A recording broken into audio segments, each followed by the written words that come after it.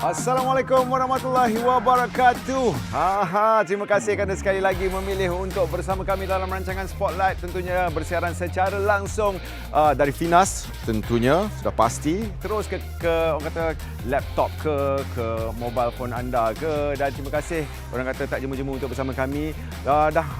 Minggu ni masuk minggu yang kelima dan 4 minggu kita bersiaran, dan tentunya ada banyak topik-topik menarik yang kita bincangkan. Dan jangan lupa, kalau terlepas minggu ni, kalau nak keluar tak apa, kita akan bagi siaran ulangannya di platform Facebook Finas Malaysia esok jam 10 malam. Dan ni nak bagi tahu juga, ada berita baik yang program Spotlight kini juga akan bersiaran di TBS, iaitu TV Sarawak. Jadi dengan itu saya nak cubalah boh lupa Nangga Kamek di Spotlight hari Khamis jam 10.30 malam di TBS.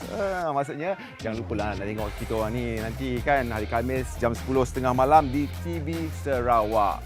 Okey, kalau ada komen ataupun cadangan ataupun nak turut serta dalam pembincangan kita hari ini, jangan malu-malu, jangan segan-segan, tekan like, tekan thumbs up tu kan. Lepas tu jangan lupa untuk share kan bersama rakan-rakan anda di Facebook. Kok lah ada yang tak dapat mengikuti dan tak follow lagi Facebook Finas Malaysia kan. Anda share, insya-Allah mereka akan dapat tengok.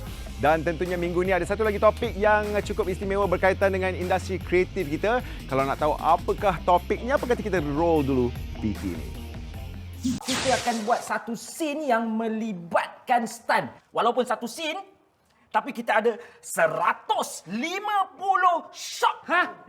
Sebagaimana figura yang diidolakan, rata-rata memasang harapan mahu memberi impak dan sebuah nama yang selayaknya ditinggalkan sebagai satu legasi. Cukup dengan hanya bersandarkan impian, terlojak darah muda bagai memungkinkan segalanya.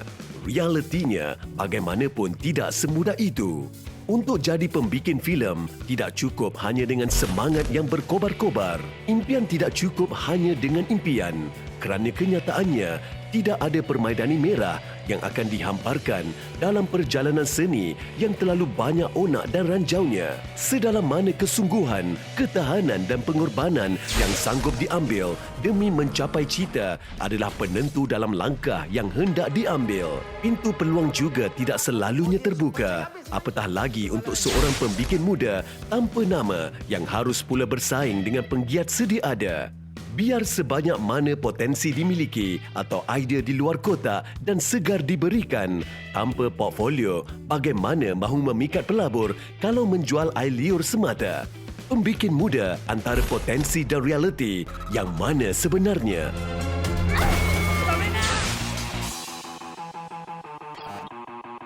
Pembikin muda antara potensi dan juga realiti, itu kita akan bincangkan hari ini bersama dua orang tetamu yang kita akan jemput ke studio dan juga dua orang tetamu yang kita akan hubungi secara virtual sebentar lagi.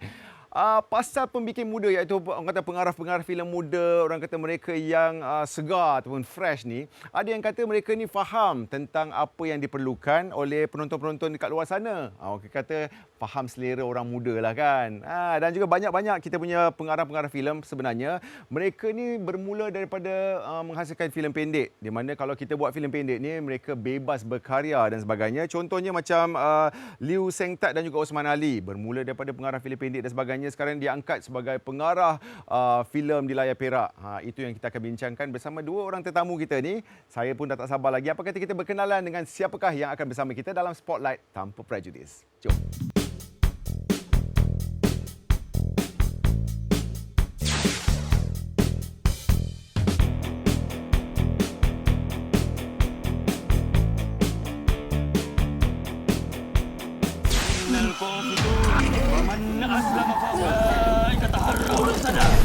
Sebelum tengah malam ni. Woi, kau buat apa? Cari wasiat tu sampai dapat. Nak dekat air ke? Dia tak payah takut lah dengan hantu tu.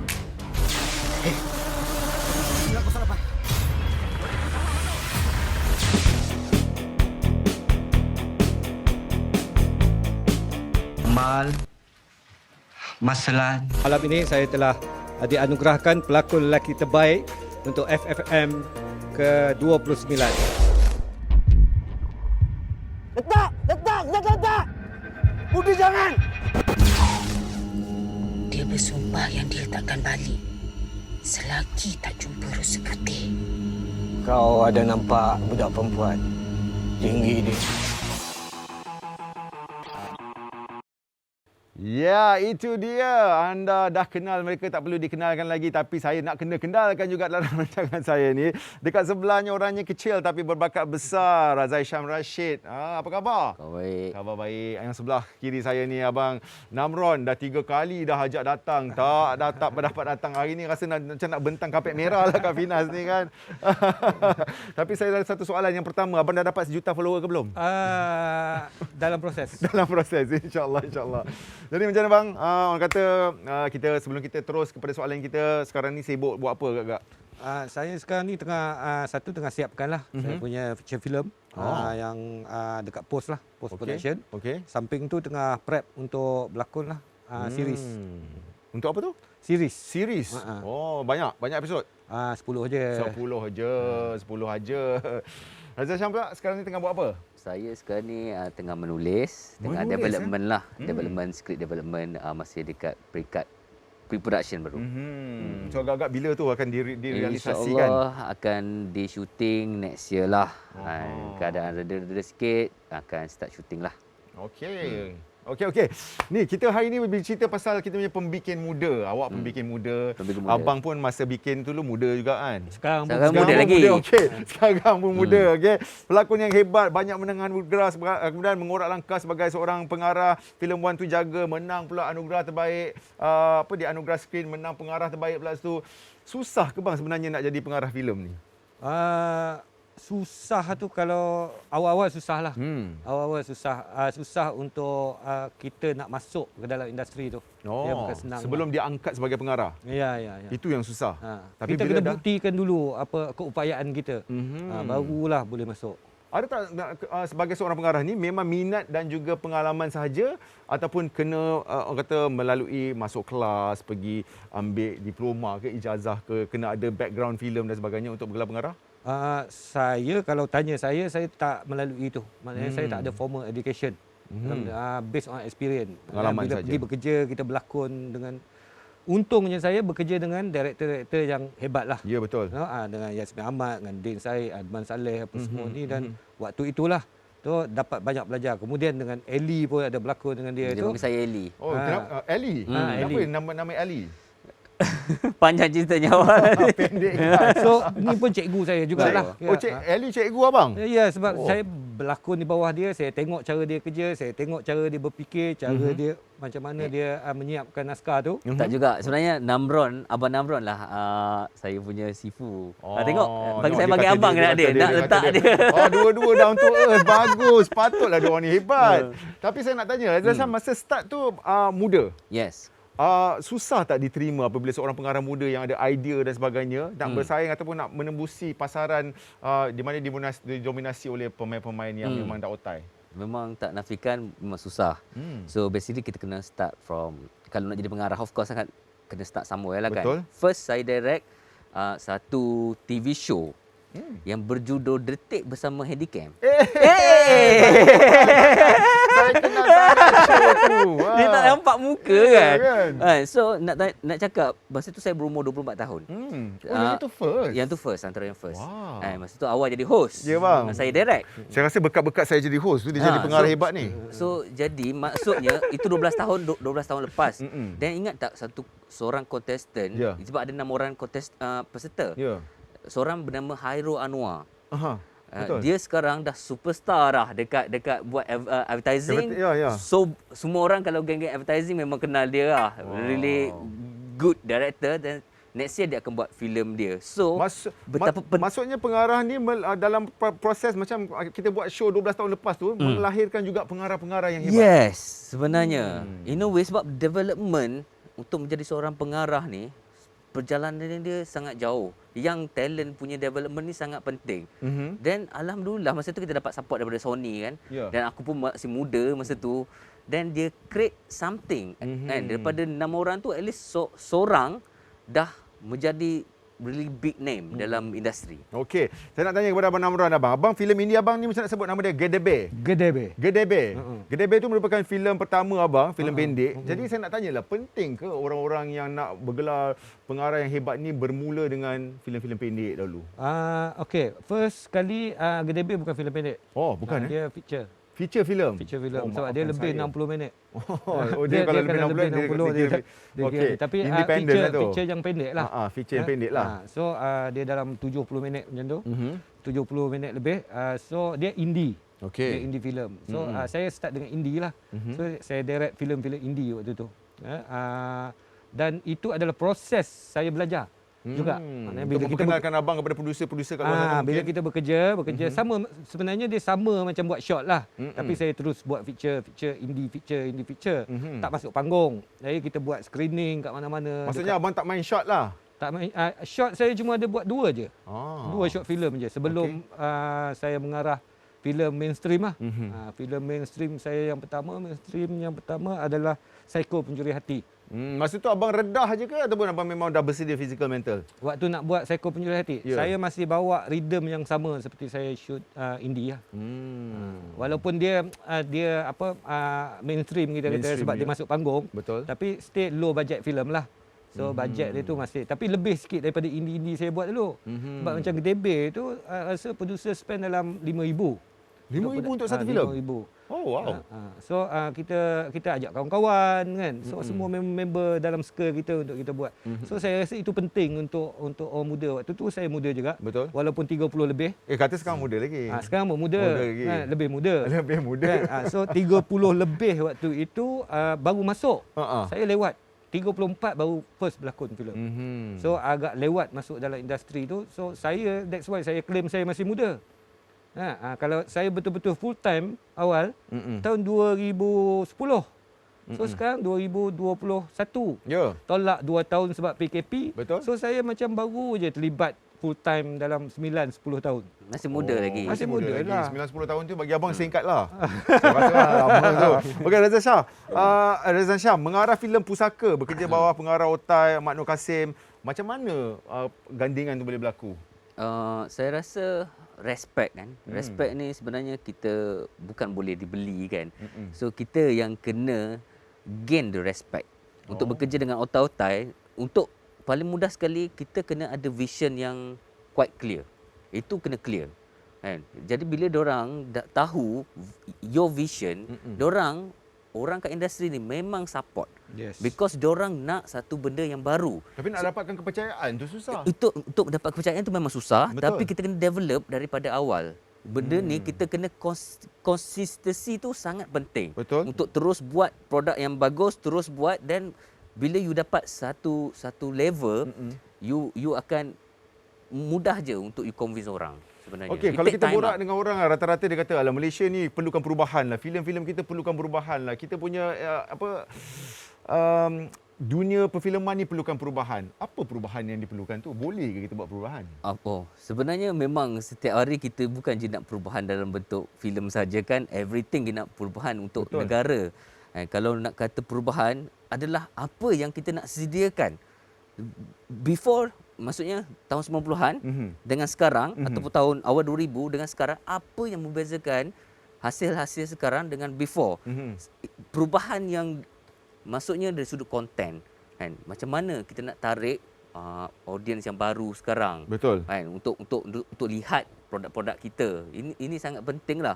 Dan juga perubahan yang dimasukkan sini untuk kita punya industri, cara kerja kita maksudnya lebih teratur.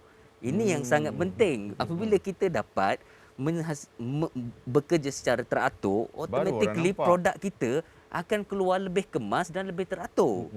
Basic, balik kepada basic ni. Maksudnya bayaran pun kalau boleh kita betulkan, semua benda dibetulkan balik. Betul. Kan? Macam mana bang nak dapatkan kepercayaan producer yang nak invest kepada orang-orang pembikin-pembikin muda ni? Balik-balik nanti dia orang akan pergi kat orang yang sama je kan, yang otai-otai. Saya rasa untuk itu sebab saya sendiri tak melalui maknanya pengalaman begitu cari producer apa semua untuk buat. Sebab saya peringkat awal saya bekerja dalam circle. Producer itu pun adalah Kawan kawan-kawan. sendiri. kawan-kawan yang dalam industri dah kadang-kadang. So dia support kita untuk buat projek. So kita buat sama-sama benda tu. Untuk mencari producer itu sebenarnya untuk buat kalau peringkat awal tu mungkin agak susah. Okey. Macam saya kata, dia perlu untuk membuktikan satu. Kalau dia tak buat apa pun, tak ada reel, tak ada, apa tak ada, short film tak ada, apa tak ada. Tak Tapi ada dia cakap pengalaman pandai, tapi orang tanya mana kau punya work, tak ada. So alasan dia orang selalunya akan mengatakan bahawa tak bagi peluang macam mana nak ada barang. Betul. Kena bagi peluang baru ada barang. So dalam konteks ini, itu yang aku cakap, kalau aku dulu melalui benda yang macam tu, buat sendiri, usaha sendiri, cari kawan-kawan, dalam suka masuk dulu dalam industri tu dan cuba untuk ni. Kalau macam Ellie, proses dia lain. Ellie dia tak melalui proses yang sama dengan aku.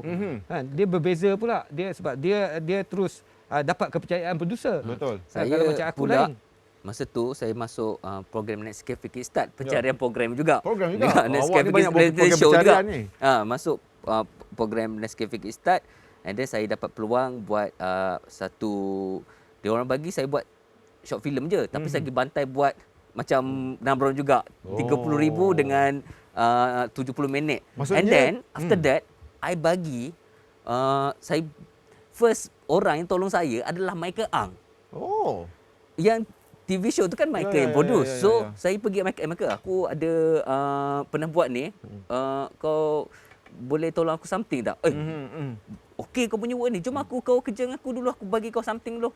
And then from that you akan create more product. Okey. Sama lah macam aku cakap tadi, maknanya stay sama. Maknanya kena masuk. Kena masuk. Jump into Masuk the industry. Okey, untuk bekerja sabar. dengan orang, kan? Betul. Jangan gaduh dulu. Kita akan gaduh lepas ni. Lepas ni memang ada sesi gaduh. Tapi sebelum tu kita akan berhenti rehat seketika. Dan kita akan kembali selepas ni. Tapi sebelum tu apa kita saksikan dulu paparan ini. Tadi gaduh pasal apa tadi?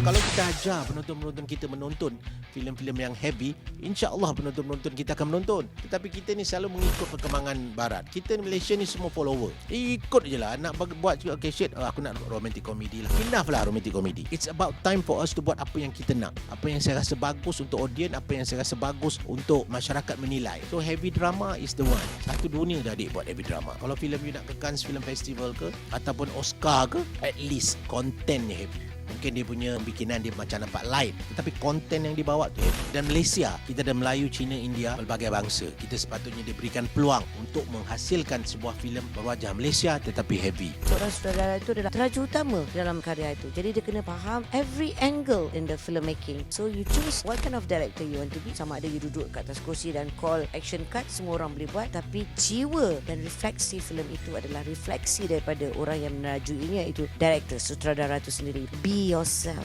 Kita tak perlu jadi seperti Hollywood, kita tak perlu jadi seperti Bollywood, kita tak perlu jadi seperti Korea, kita tak perlu jadi seperti negara lain. Kita perlu jadi diri kita untuk membuat sebuah karya itu. Kerana apabila kita menjadi diri kita akan jujur dalam karya itu. Dan apabila dia jujur, dia akan cepat sampai ke jiwa orang. Tapi kalau kita tak jujur, kita fake, we want to be, kita nak kononnya mengambil pendekatan ataupun tiruan daripada negara lain dan sebagainya, dan dia tak akan last long. It's only there for a while. Kembali lagi bersama kami dalam Spotlight dan sebelah saya Namron, sebelah sini saya tak tahulah kenapa tapi namanya Ellie, namanya Raizan Shah.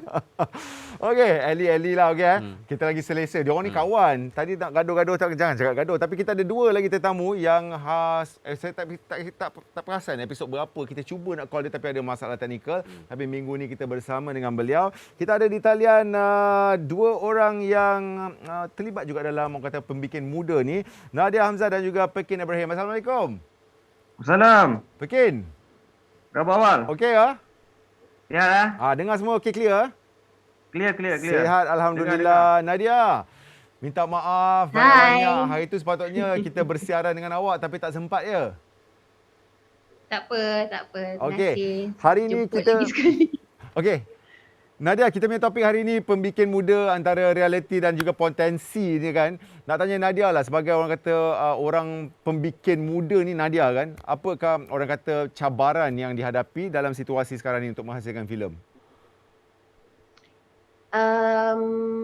untuk semua pembikin yang seperti Abang Namron dah cakap, Razak Shan mention juga, selalunya dia nak mendapatkan kepercayaan orang lah, especially kalau kita baru mula, kita ada kekangan bajet. Selalunya lah kita tak boleh nak spend a lot of money on our film, tapi macam and bila kita tak dapat buat satu produk tu, lagilah susah nak dapatkan kepercayaan orang. Tapi pada saya yang paling penting is buat je, asalkan ada produk untuk tunjuk dekat orang. So ada duit ke tak ada duit ke, usahakan dan ikhtiarkan untuk buat short film ke, music video ke, anything lah. So that at least kalau kita jumpa investor atau producer, ada benda nak tunjuk daripada kita cakap-cakap kosong je. Okey, macam Nadia pula dikenali sebagai pembikin muda, wanita, menghasilkan filem motif, tapi orang kata nasib tak menyebelahi awak, gagal di box office. Jadi macam mana silapnya awak rasa? Pada saya tak nampak benda tu sebagai satu kegagalan, because motif tu saya buat dengan private investor dan juga bank loan yang saya dan producer saya buat keluar sendiri. Kita buat semua dari proses development script sampailah pemasaran, distribution, semua kita buat sendiri. So bagi saya, walaupun dia punya ulangan daripada box office tak banyak, tak box office pun, tapi saya ambil itu sebagai satu pengalaman lah yang mengajar untuk saya buat lagi produk yang lebih elok pada masa depan. So itu saya punya that's what my outtake from that lah. So you have to learn from failures. Kalau tak, you will never learn. Betul. Okey, kita kena belajar daripada kesilapan kita dan juga pengalaman tu mematangkan kita sebenarnya kan. Pekin tak saya nak tanya. Pekin daripada seorang pelakon, berapa lama proses pembelajaran bagi Pekin sebelum bertukar kepada seorang pengarah? Lama juga sebenarnya, sebab yalah macam kita nak cari orang yang percaya kita, nak bagi kita peluang untuk mengarah filem pertama tu agak susah juga. Tapi bila kita, betul lah kata Namron tadi, bila kita berada dalam circle, bila kita berada dalam kelompok yang kita rasa diorang ni boleh membantu kita juga untuk menjadikan kita pergi jauh lagi kan. So benda tu yang bagi saya, dia membuka ruang untuk saya mendapat peluang pertama menjadi seorang pengarah lah. Kalau filem pertama awak Mat Motor kan, lepas tu bergandengan dengan Syafiq Yusof calon dalam FFM 28. Jadi adakah ini awak punya forte berkenaan dengan pemotoran dan sebagainya? Memang itu mainan awak ke ataupun awak memang selesa? Saya buat benda yang dekat dengan saya lah. Maknanya kalau skrip macam Mat Motor, saya buat sendiri skrip tu. Jadi of course bila saya buat sebuah skrip tu, saya nak cari satu benda yang dekat dengan saya. Sebab bila kita, ialah filem pertama, kalau benda yang jauh dengan saya rasa agak susah juga untuk saya buat. Jadi bila tu filem tu sangat dekat dengan saya, jadi bila ada Syafiq walaupun dia muda, bagi saya banyak belajar juga dengan dia. Dan dua orang yang kat studio tu pun, Ellie dengan Namron pun sebenarnya saya punya idol lah. Kan, idol. Sebab macam filem saya sekarang ni pun saya ada produce dengan Syafiq, arahan Namron, tapi akan bekerjasama juga dengan Ellie juga nanti. Jadi circle kita tu dia akan pusing-pusing sama je. Pusing-pusing tang tu juga kan? Pusing-pusing sama je. Tapi saya nak tanya satu soalan panas lah. Kalau tak ada Syafiq, Pekin rasa Pekin boleh hasilkan sesuatu filem tu dengan baik? Saya rasa that's why bila dapat peluang tu, bila Syafiq bagi pada saya memilih satu benda lah. Saya cakap saya nak pilih tim teknikal. Sebab bagi saya, cameraman juga, DOP juga mainkan peranan penting. Sebab bila kita first mengarah, of course saya nak seorang DOP yang ada pengalaman, yang boleh bantu saya dari sudut pengarahan jugalah di samping Syafiq. Tapi secara jujurnya, Syafiq itu 99% membantu saya banyak ketika penggambaran Mat Motor lah. Jadi memang banyak sangat saya belajar dengan dia sebenarnya. Memang kalau kita nak cerita pasal ilmu ni, banyak yang kita kutip dengan Syafiq, dengan Datuk Yusof sendiri kan. Bila kepercayaan tu diberi, jadi saya nak kena buat betul-betul lah, nak kena komit lah. Okey, Ali, saya tertariklah nak tanya, awak pernah keluar, awak kata pengarah muda ni seakan-akan kalau buat karya syok sendiri, nak buat ikut selera dia orang je tanpa memahami apa yang sebenarnya penonton mahukan.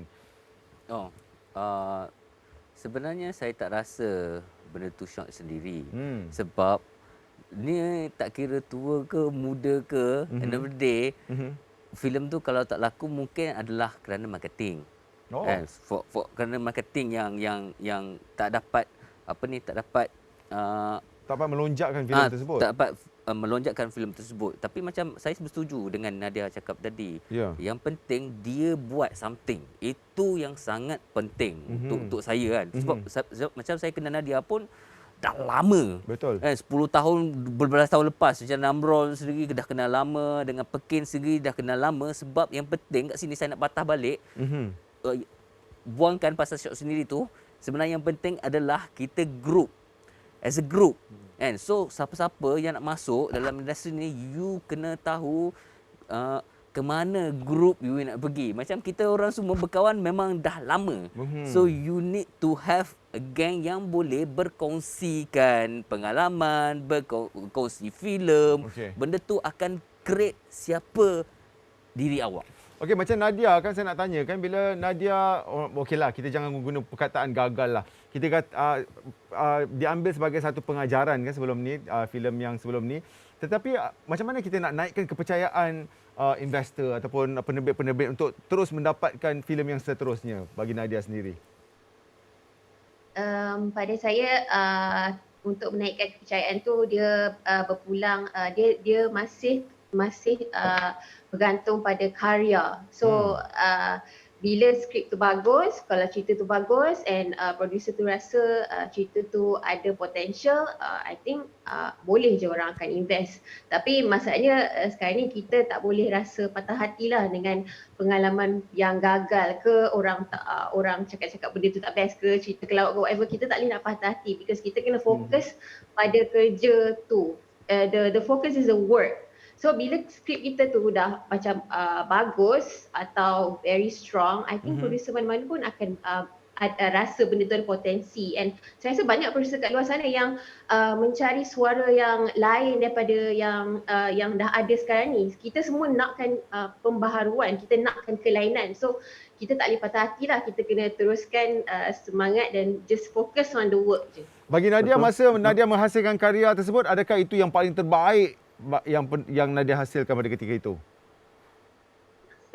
Kalau nak cakap benda tu saya buat like masa develop script tu dah punya lama. Lepas tu bila dapat raise the enough funds tu 2017, lepas tu release 2019. Memang proses tu makan masa yang sangat lama. Saya tak rasa benda tu yang paling perfect. Macam saya dah cakap, banyak benda yang saya belajar. Macam kalau saya dah pergi film school, itu adalah film school kali kedua yang mengajar saya apa filem yang orang Malaysia ni nak, apa yang kita nak kena buat ikut cita rasa penonton kat Malaysia, dan apa yang rasa filem yang betul-betul macam jiwa kita kena menjiwai filem tu.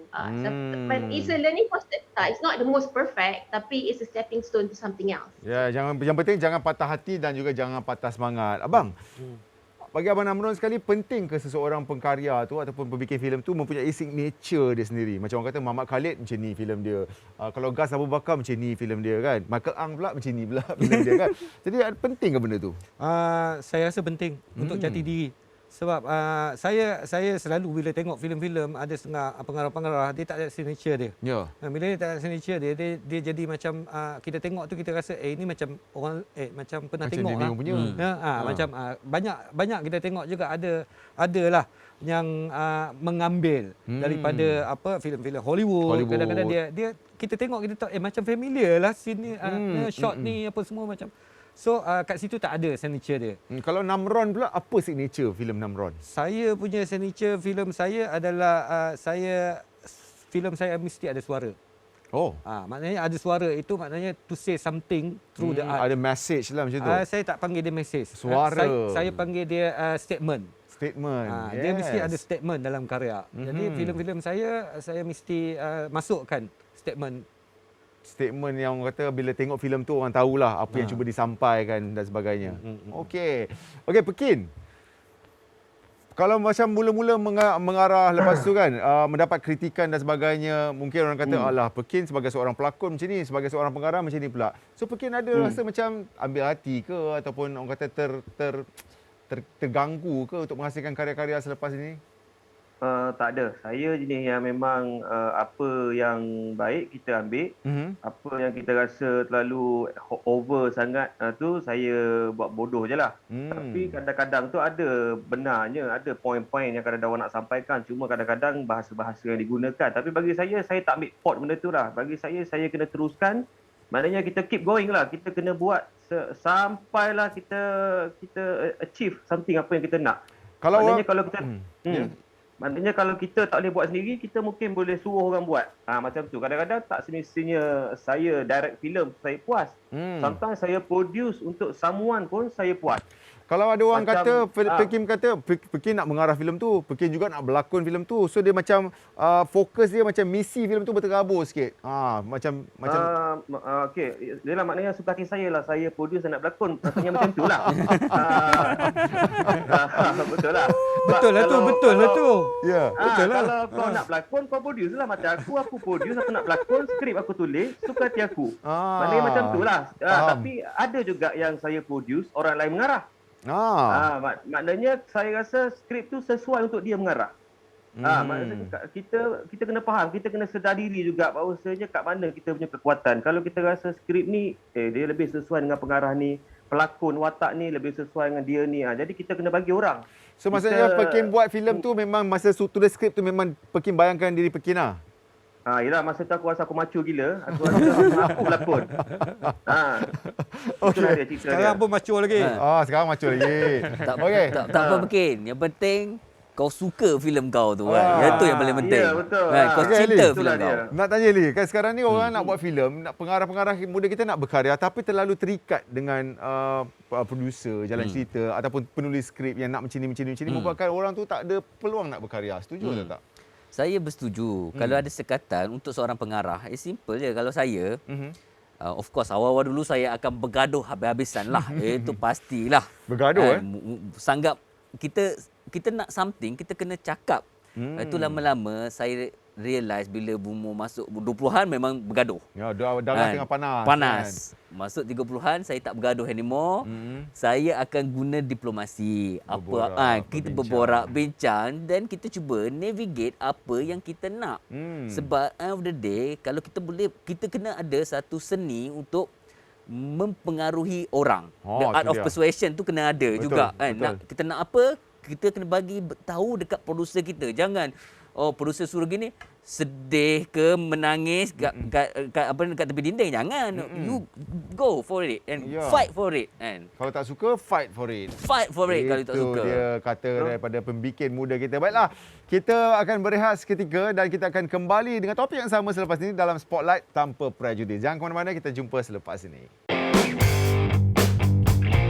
Bila kita menghasilkan suatu kerja untuk pihak lain selain daripada penerbit ataupun stesen, kita ni menganggap mereka sebagai bos atau klien kita. So mereka yang melaburkan. Jadi nak mengatakan yang kita ni boleh menghasilkan sesuatu baru dan mendapat pulangan itu agak bersiko sendiri bagi pembikin tu. Melainkan dia punya eksperimental sebelum ni dah berjaya. Contohnya dia dapat filem pertama dengan gaya dia, dapat kutipan besar, dan lepas tu bila dia nak menghasilkan filem dengan penerbit lain ataupun studio yang lain, dia wajar untuk menunjukkan bahawa dia punya formula dah berjaya. Tapi kalau dia datang sebagai pekerja, saya panggil director for hire lah, pengarah untuk di hire saja, biasanya ada keperluan lah untuk mengikut penerbit. Dan bukan saya nak kata itu sebagai mengongkong, tapi saya sendiri menghasilkan takut ke tak, saya belajar bagaimana bekerja dengan produksi yang lebih faham terhadap audiens. Saya pernah belajar dengan satu mentor director terkenal di Korea, Lee Chang-dong. Dia kata buat filem. Sebab sekarang nak buat filem sebenarnya sangat mudah dengan smartphone. Tak kisahlah kita tak diberi peluang, kita cipta peluang tu. Waktu saya bikin Pendek Sapu tu, saya memang tak dapat peluang untuk bikin filem. So jadi saya cipta peluang tu. Mungkin orang katakan duit adalah masalah utama. Tapi bagi saya masalah pertama adalah keinginan tu. Kalau kita punya keinginan sangat kuat, duit adalah nombor 2. Kita sebagai filmmaker, tujuan kita adalah bikin filem. So masalah duit tu sepatutnya kita boleh selesaikan lah. Kalau masalah duit kita tak boleh selesaikan, memang mungkin kita belum layak untuk jadi pembikin filem. Ya, kembali lagi dalam Spotlight bertemankan dua orang tetamu kita yang berbincang tentang pembikin muda. Menamron, nak tanya masa Wan Tu Jaga tu kita tahu penerbitnya Brown Palare, adakah dia memberikan sepenuh kepercayaan kepada Namron untuk mengarahkan filem tersebut ataupun dia masuk campur juga? Dalam peringkat awal semasa di location dia tak banyak masuk campur. Masa syuting producer waktu Brown sebagai producer, dia masuk waktu pre-pro. Dari segi lepas skrip, habis apa syuting semua baru masuk. dia kacau, pening kepala. Kan dia minta ni dia punya permintaan dia tinggi. Ya. Sebab dia bukan jenis yang buat filem asal boleh. So dia letak satu ni aras yang tinggi. Aras yang tinggi untuk nak hasilkan karya. Jadi berapa kali rombak skrip apa semua. Tapi waktu shoot dia tak kacau. Dia tak kacau, dia datang set tapi dia tak ada nak suruh buat macam ni ke, tak kacau. Post production dia kacau balik. Tapi kalau tiba-tiba dia tak suka macam mana bang? Tapi memang kalau producer punya kerja memang dia akan masuk waktu post dan pre-pro tu memang dia ada peranan penting. Ini kadang-kadang ada setengah director yang mengatakan bahawa producer kacau kan, maknanya dia tak boleh buat dengan baik sebab producer dia kacau. Betul. Producernya siapa? So kalau producer tu filmmaker, dia kacau macam mana pun dia kacau untuk nak bagi lagi better, lagi bagus. Tapi kalau producer tu cap ayam, producer itu memang tokai ayam atau tokai ikan patin, tapi nak buat filem, dia akan minta benda menggarut. Kita nak buat filem hingga kan merosakkan karya kita.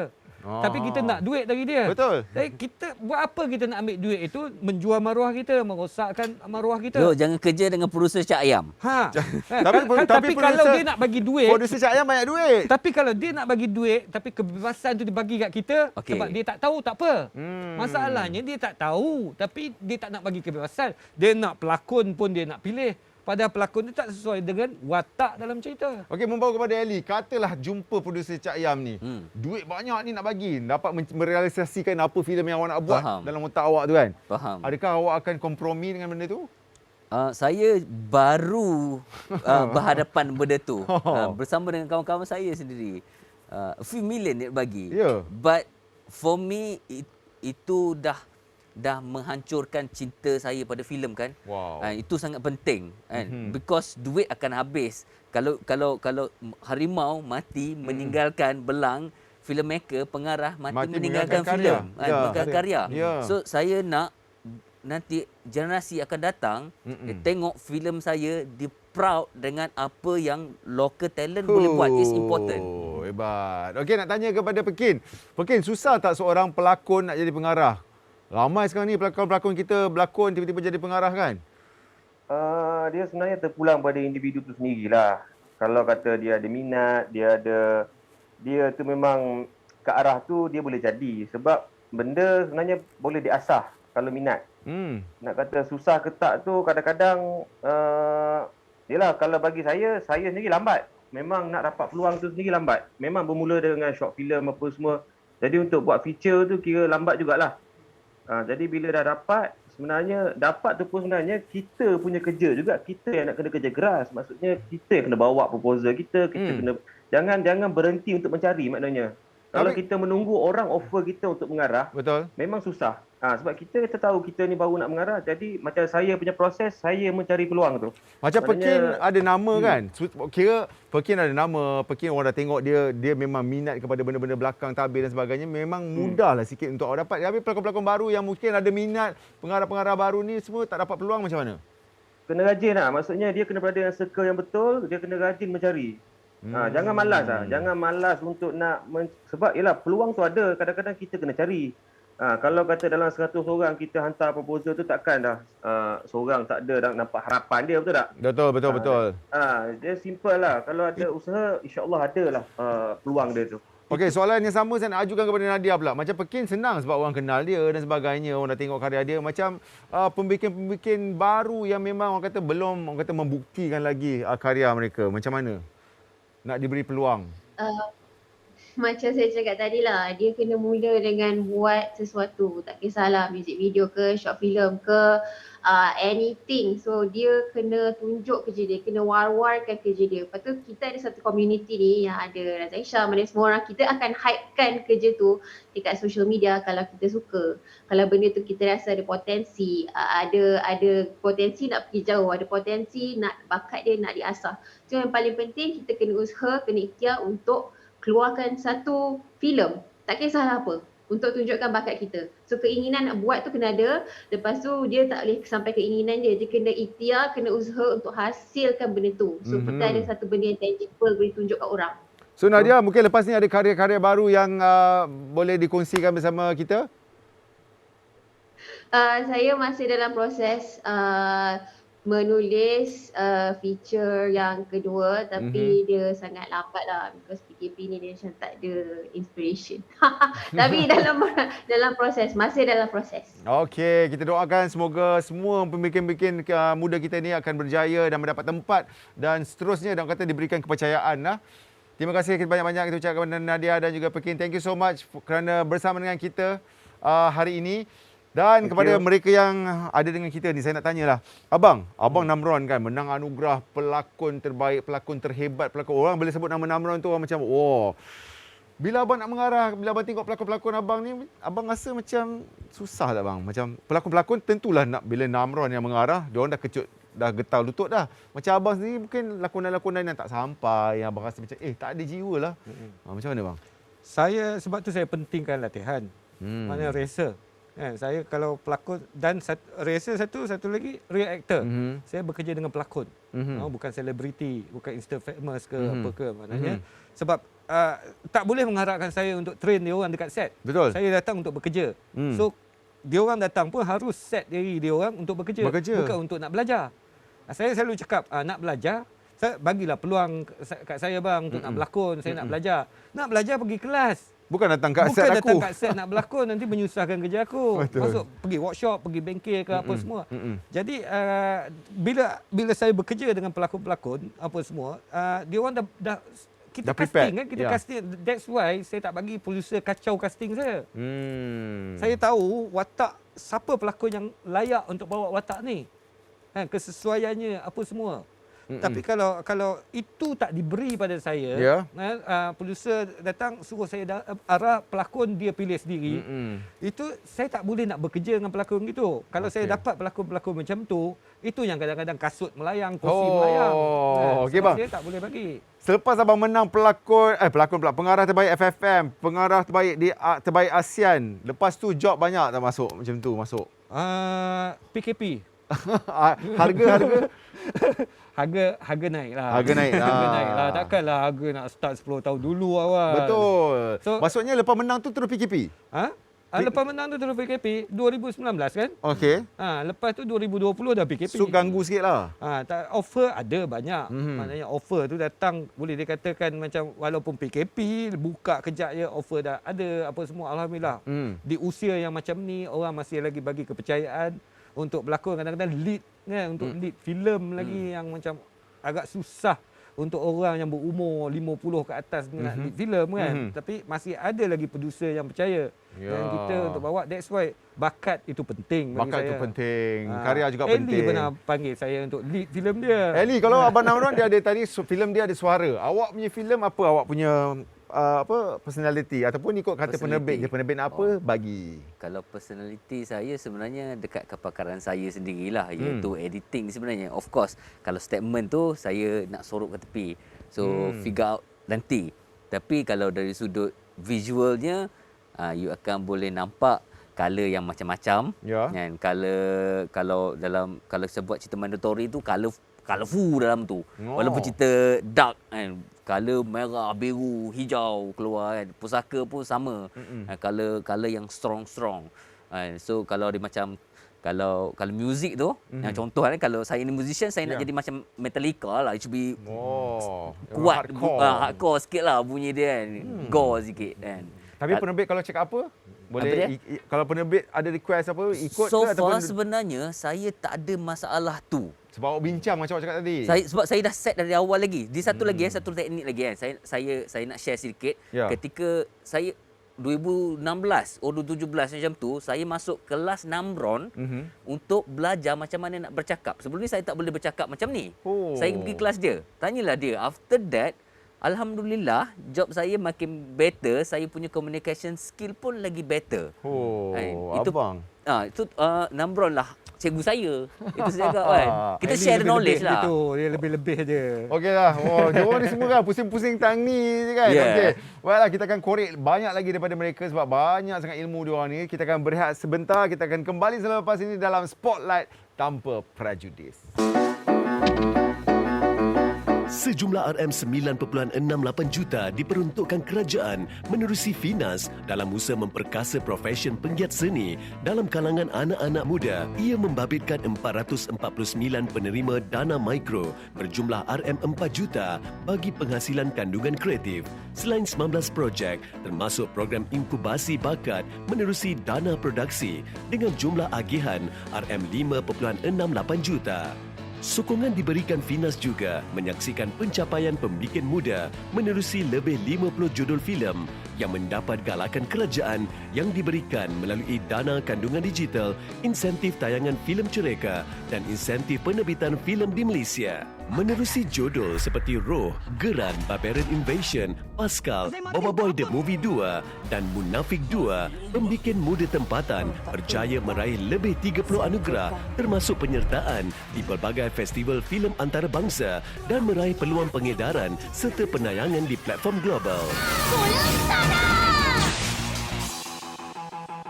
Terima kasih kerana masih lagi bersama kami dalam Spotlight Tanpa Prejudis dan kita masih lagi bersama dengan Namron dan juga Ellie. Oh, nama glamournya. Saya curious lah nama ni.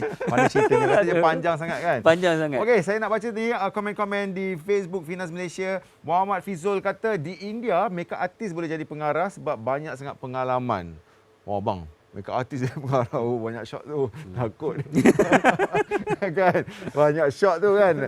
Okey, sebenarnya kan sampai bila orang pembikin-pembikin muda kita ni nak diberikan kepercayaan? Contohnya kalau filem-filem mereka kebanyakannya tidak mendapat kutipan box office. Kalau box office itu yang menjadi orang kata tanda pengukur kepada hasil-hasil karya mereka. Sampai bila mereka nak orang kata ke depan?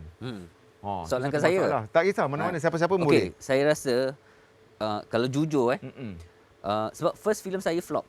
300,000 lebih je collect.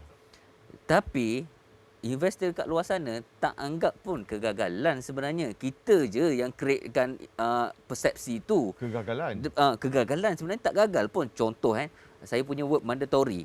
Tak banyak pun orang tengok. Tapi diorang nampak okey ni adalah investor pada future.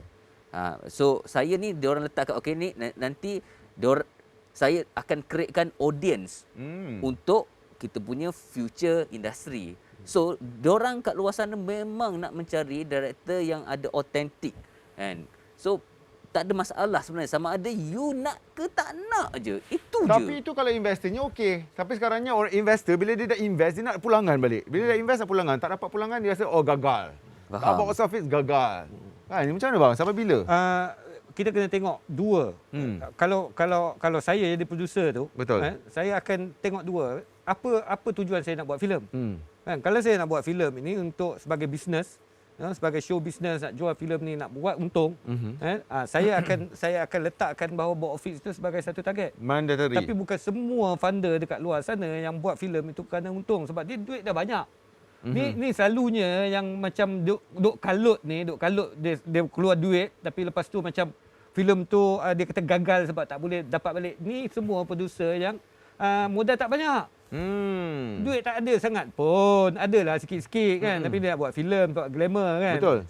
Bila filem tu flop dia rasa ni. Yang Ellie maksudkan tu adalah funder-funder yang jenis dia duit ni dia nak buat sesuatu yang boleh dia nak proud. berkarya, dia tahu appreciate. Tahu tak kalau macam filem itu terbaik terpilih ke Cannes ke pergi ke sana apa semua ni, funder ni ada setengah dia memang nak macam tu. Dia nak pergi ke Cannes, nak red carpet tu boleh jumpa dengan Hollywood film star lah apa semua ni. Ada funder yang macam tu dia sebab bagi dia duit ni kan, bukan tak penting tapi macam aku bagi engkau 5 juta kau buat filem. Tapi janji mesti pergi Cannes, aku nak pergi Oscar. Itu membawa kepada soalan saya seterusnya. Kebanyakanlah, bukan kata semualah, pemain-pemain muda kita ni asyik hantar karya pergi overseas, menang sana, bukan menang lah. Masuk sana, masuk sini, masuk sana, masuk sini. Tapi bila sampai dalam negara punya review semua tu, cloud. Teruk. Adakah pembikin muda kita ni hanyut dengan glamour, anugerah dan sebagainya? No. Festival filem ni awal kena tahu juga. Bila nak pergi kau hantar filem kau pergi mana? Festival apa? Festival ni kalau nak kata festival filem ni campur dengan nyamuk dengan yang betul-betul festival ni banyak. Tambah waktu PKP baru ni lagi banyak festival filem online yang dia orang buat hantar filem ni. Tapi kita kena tahu sejarah festival filem tu dulu. Maknanya apa sejarahnya, kan? Macamlah orang nak buat filem pun dia mesti ada real dia. So festival-festival macam Cannes ke, Toronto ke, Berlin ke, apa lagi, Venice ke, ini filem-filem yang festival-festival filem yang dah diiktiraf. Dan ada juga festival filem yang dah diiktiraf tapi tak sebesar itu. Betul. Tapi yang macam New York Asian Film Festival fokus pada filem-filem Asia. Macam Prebet Sapu pergi Far East International Film Fest tu. Itu pun fokus pada Asia. Dia banyak filem-filem festival ni besar tau. Maksudnya dia specialist dalam Asia filem. Filem-filem Asia. Ini yang dah di-establish ni festival. Tapi kalau kau pergi hantar, ada nama dia Cannes Underground Film Festival. Nama filem Cannes tu, aku pergi filem Cannes. Festival scam pun ada sekarang ni. Ada. So, dia orang buat duit dengan buat festival. So, dia orang buat konon-konon festival, minta penyertaan apa semua. Aku baca ada artikel yang mengatakan macam mana filmmaker bukan kat Malaysia, dekat luar juga kena scam ni. Kan? Pergi cakap festival, pergi rupanya dekat Dewan Sekolah je festival yang tak ada, dan duit tambang sendiri apa datang tengok festival macam apa, macam tak organize apa-apa semua. So dia kecewa, dan ini yang banyak sebab bila dia kata dia nak buat festival filem, dia akan jual paperwork dia, funder akan masuk bagi duit apa semua, kan? Tapi festival tu tak jalan pun. Festival ini scam. Yang festival nyamuk ni pula yang tak diiktiraf. Festival nyamuk apa ada? Yang tak diiktiraf. Dia buat festival betul, tapi festival kecil yang macam yang kita kata festival Alostar yang macam pekan Frinjan, yang maknanya yang kecil-kecil yang macam tu. Kan kat sana yang itu kita masuk, tapi kita tahu, masuk, lepas tu kita balik. Kita cakap pergi festival kan. Dan itu yang orang marah. Sampai Perdana Menteri kena scam kan? Itulah dia. Ni saya nak tanya, kebanyakan orang kita kadang-kadang dia selalu cakap, negara sendiri tak nak iktiraf, tapi orang di luar sana nampak karya kita dan sebagainya. Macam mana pula tu? Adakah ini festival-festival nyamuk ni juga ataupun memang diiktiraf di mata dunia tetapi bukan di negara kita? Macam mana, Abang? Sorry. Dia kata macam orang-orang kita tak erti nak menghargai, tapi karya kita sebenarnya, filem saya ni dah menang banyak dekat luar negara. Tapi kat Malaysia tak box office. Kata kat aku lah tu. Festival. Abang macam tu? Tak ada lah. Sebab itu sebab saya rasa sebenarnya masalah utama kita adalah marketing. Sebenarnya. That's why ada setengah filem yang bagus kan, tiba-tiba audience kata tak tahu pun pasal filem ni.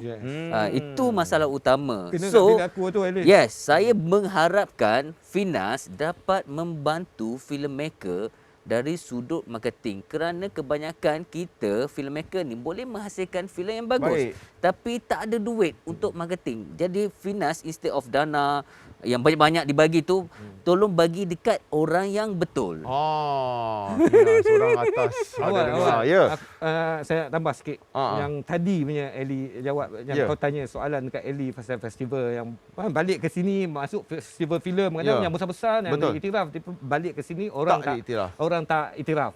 Betul Ellie cakap marketing tu tak cukup sampai. Yang kedua adalah audience punya education. Sebab ada yang macam pergi filem-filem tu, kita tengok banyak macam for example aku bagi macam Edmund Yeo. Edmund Yeo tu dekat festival luar tu dia dah macam superstar. Tapi kat Malaysia siapa kenal Edmund Yeo? Filem dia main kat panggung pun berapa orang je pergi tengok. Kan? Tapi filem dia tu diangkat di julang tinggi. Betul. Kan dekat luar sama juga macam Tan Chu Mui apa semua tu, Seng Tat, Liu Seng Tat. So ini semua walaupun sebab dia bawa filem bahasa Mandarin. Okay? Tapi dia orang pergi, aku nak terangkan kat sinilah. Sebab ada yang orang mempertikaikan. Kan dia orang ini tak patriotik. Kan pergi bawa filem keluar ke festival tapi seolah-olah macam tak mewakili Malaysia sebab tak menggunakan bahasa Malaysia. Tapi pengarah-pengarah ni semua bila dia orang pergi Edmund Yeo ni, bagi aku letak dia, walaupun aku letak dia pengarah muda. Yang ada potensi yang sangat besar.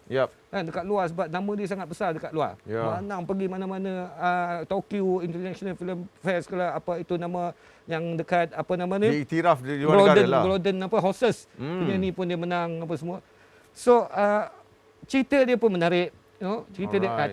Tapi dia art house lah. Ya. Art house Tak boleh diterima lah. art house banyakkan. yang cerita dia mungkin orang kita merasa satu sebab dia pacing. Ya. Pacing story dia. Ya. Yang kedua mungkin sebab bahasa. Ya. Dia menggunakan bahasa Mandarin. Jadi penonton kita majoriti orang Melayu yang Ya. bercakap Melayu, tak Betul. faham, tak pergi. Tapi bagi aku, point aku adalah bila kata dia orang pergi hantar filem dia orang kat sana and then di appreciate itu, kita kan dia orang pergi itu dia orang bukan bawa nama dia orang seorang. Dia orang bawa nama Malaysia. Ya. Nama Malaysia. Dia berbalik kepada kita lah. Balik pada kita. Okey, Maknanya okey, sebenarnya okey. dia orang tak pernah pergi Saya mewakili diri mengaku saya. China, mengaku Taiwan. Tak ada. Okey. Dia orang still mengatakan dia orang Malaysia dan dia Ya. bercakap tentang Malaysia. Kita sebenarnya kena buka minda kita dan diharapkan penonton-penonton di luar sana dapatlah menerima orang kata art ke, feature ke, commercial ke, supaya orang kata memeriahkan lagi dan juga memberi peluang kepada pengarah-pengarah muda kita untuk berkarya.